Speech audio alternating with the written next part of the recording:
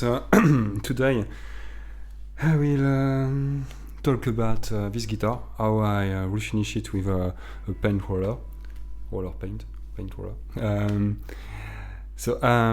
Don't recommend that. I'm satisfied with the result, but it's not perfect. I will explain you why. So first, the project was to build a Jazzmaster, because with a friend we had almost every part to make one. So he had this square. It was a square vintage modified body in candy apple red. So to pull off the finish, it was the most difficult part maybe. I asked to someone else, because the finish was really thick. So he did with a heat gun, and the paint peel off. But we had the body crack a bit, but nothing to worry about. But we can see it on the finish. Be careful if you try to put off the paint with a heat gun. But the primer and some paint remained. So he sanded it by hand, and we decided to let the primer coat, but we sanded it quite smooth, because we thought if we can use the original primer and paint above it. It was a mistake. I will explain you that a bit after. So why I choose to repaint that with a roller?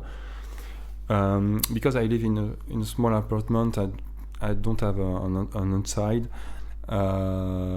neither a garage or basement. So because nitro paint on spray stink very much, and you need to be somewhere where there are a lot of air. So I did with a roller, but it still stinks a lot. It smells stronger than the paint that you use on walls. I open all the windows. I protect my nose and my mouth, and I fix the body on a microphone stand, and I hold the cavity here, and I use the roller like this. Oh, and it's nitro white, Olympic white nitro paint, but with on pot, not on a can. So it went quite well. It's quite easy, and I sent between the layers. I put 5 layers, but the thing that we don't put a new primer, so the wood drinks a lot, and we have kind of small dots. It's not as smooth than a professional made. I will try to put some photos, some pictures on the screen. But I think I put 5 layers, and it went.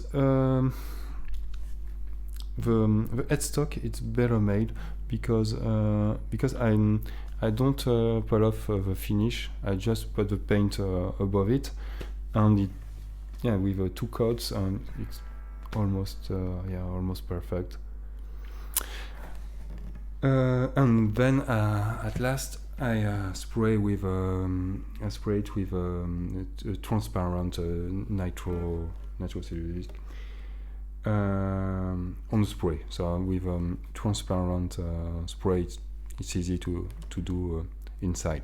Oh, and the paint really smells a lot, so it takes like 1 or 2 days to let the smell go off. So you need to stock to let dry the body somewhere. So I put on a window board in a room that we don't use, or I change the place.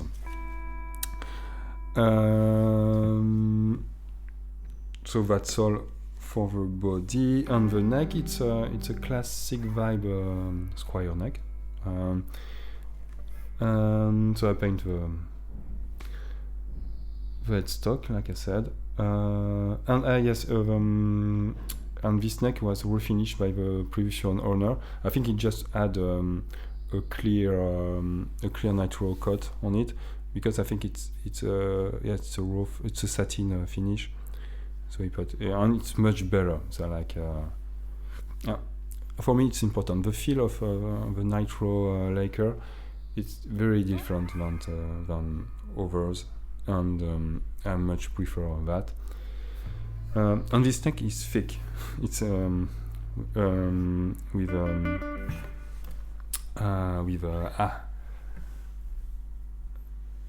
lost my words. Yeah, it's thick. I think, but because of I don't know. I forget the name of it. It adds more thickness on the neck. And then here it's state frame bridge, state frame arm, AVR trem, and here it's P90 pickups, but I think we will put some wide range humbuckers in it. And the pick guard, it's a white guard, it's maybe too white. We order a vintage white, so I think it will match the body or the plastics here. What else?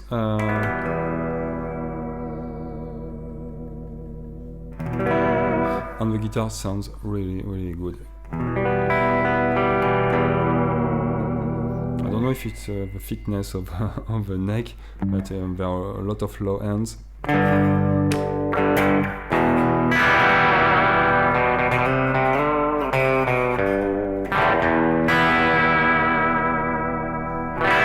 And the P90 as well adds more mid, low mids.